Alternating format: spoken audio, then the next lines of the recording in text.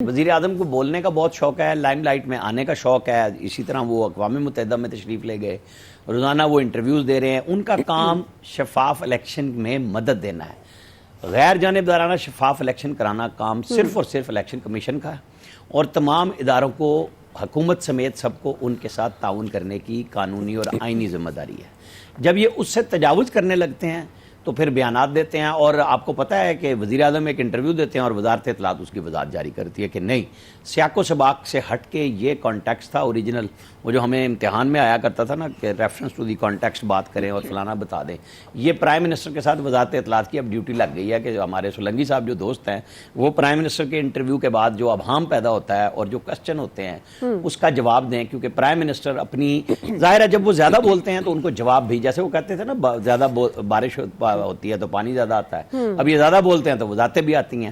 اب ایشو صرف یہ ہے کہ بار بار بات ہوتی ہے کہ جی خان صاحب اندر ہیں. خان صاحب کنوکٹڈ ہیں، آپ کو اور ہمیں یہ بات پتہ ہے، جس طرح نواز شریف 2018 میں کنوکٹڈ تھے، اور ضمانت اب ان کی ایک کیس میں ہوئی ہے، سائفر کے اندر چل رہا ہے، 120A لگ گیا ہے 9 مئی کے واقعات کا. کیا ہوگا نہیں ہوگا ہمیں تو نہیں پتہ، یہ عدالتوں نے اور جن کے پاس کیس ہے ان لوگوں نے ثبوت پیش کرنے، عدالتوں نے فیصلے کرنے ہیں.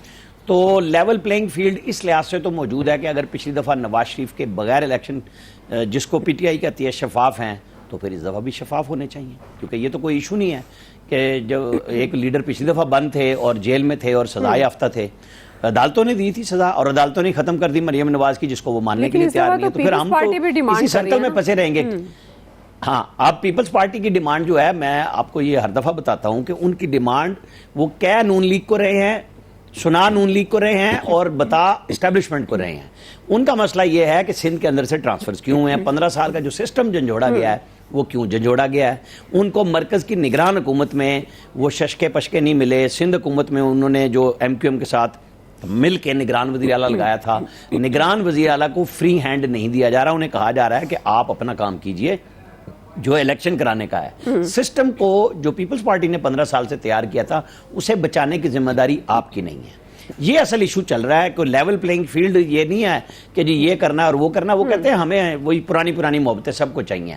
پی ٹی آئی کا اپنا مسئلہ بنا ہوا ہے، وہ خان صاحب بہادری کے ریکارڈ بھی قائم کر رہے ہیں، اور وہ جج صاحب پریشان ہے کہ وکیل کہتے ہیں ہم نے وہاں جانا ہے.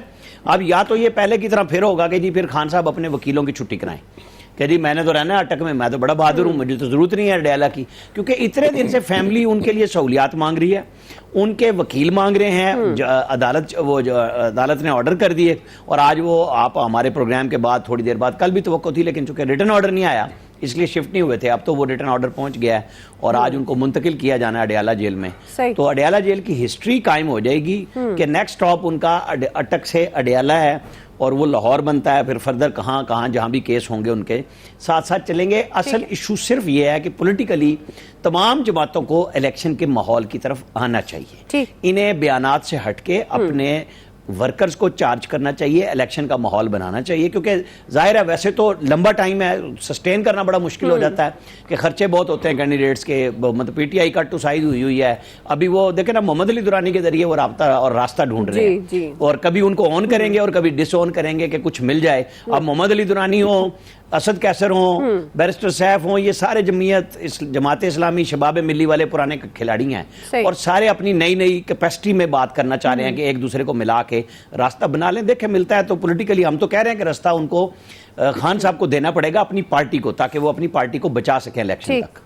ٹھیک ہے احسان رانا صاحب، یہ بات تو درست ہے. ظاہر ہے یہ ہم اس نقطے پر بات نہیں کرتے کہ چیئرمین تحریک انصاف اگر جیل کے اندر ہیں، وہ قانونی اور آئینی ایک معاملہ ہے جس کے تحت وہ اندر ہیں، لیکن سیاسی طور پر ظاہر ہے تمام سیاسی جماعتوں کو، جس میں پاکستان تحریک انصاف بھی ہے، اور جس کی قیادت اگر اندر ہے تو اس کا الٹیمیٹ اثر پڑتا ہے اس کے ورکرز کارکنوں کے لیے.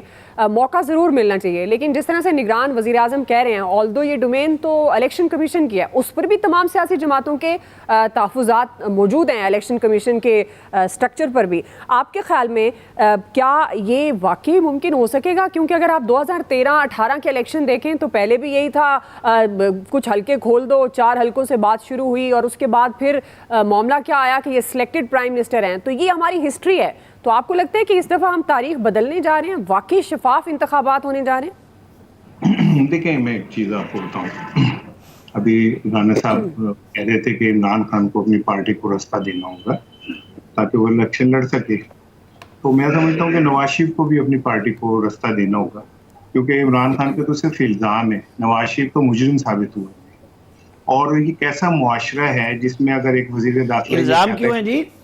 इमरान खान को सजा हुई है।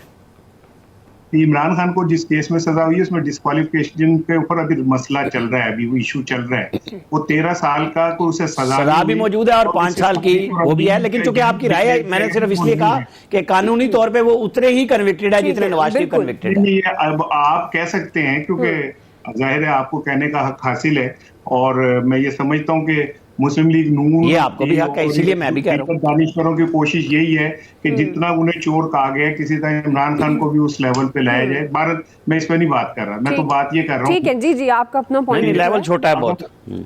अगर इमरान खान कन्विक्टेड भी है, चले मैं आपकी बात मान लेता हूँ राणा साहब की कि वो कन्विक्टेड है, तो उसके बावजूद क्या किसी शख्स को यह हक हासिल है कि अगर कोई वजीर दाखिला ये कहे कि मैं कानून के मुताबिक अमल करूंगा तो उसको ये कहा जाए कि तुम अपनी औकात में रहो और पहले वाले का अशर देखो?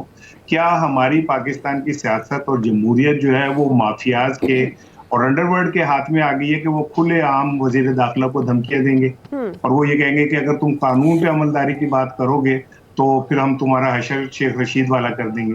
मतलब ये कौन सा मुल्क है कि एक शख्स 13 साल की जिसे सजा हुई है। जी सूरत हाल ये हो गई है कि जब वो वापस आ रहा है तो उसका इस तरह इस्तकबाल का ऐलान हो रहा है जैसे वो पाकिस्तान के लिए को पता नहीं क्या लेके आ रहा है।